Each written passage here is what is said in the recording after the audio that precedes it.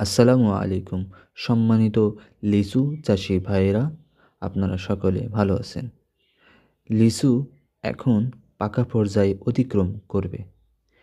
এখন লিচুর আমাদের খেয়াল রাখা উচিত লিচুর ফাটা রোধ করা, লিচুর গায়ের রং উজ্জ্বলতা করা এবং লিচু যেন বড় হয় এবং ফলটা যেন পরিপক্ক হয়।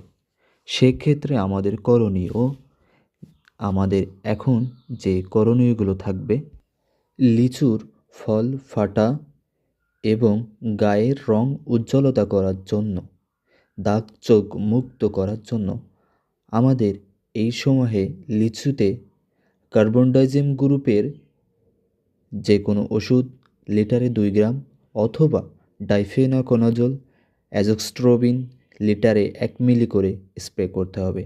সাথে সাথে বোরন, সলুবর বোরন, সেটা লিটারে 2 গ্রাম করে স্প্রে করতে পারেন।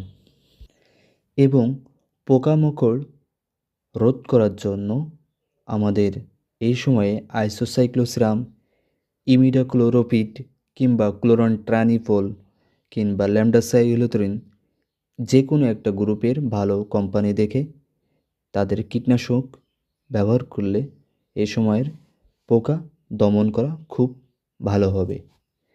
এবং এর সাথে সাথে আমরা যদি যে কোনো একটি ভালো কোম্পানির ভিটামিন অথবা লিচু বড় করার জন্য জিব্রেলিক অ্যাসিড এইগুলো যদি দিতে পারি অথবা সিলেটেড জিঙ্ক, তাহলে লিচুগুলো আরও পরিপক্ক এবং রং সুন্দর হবে।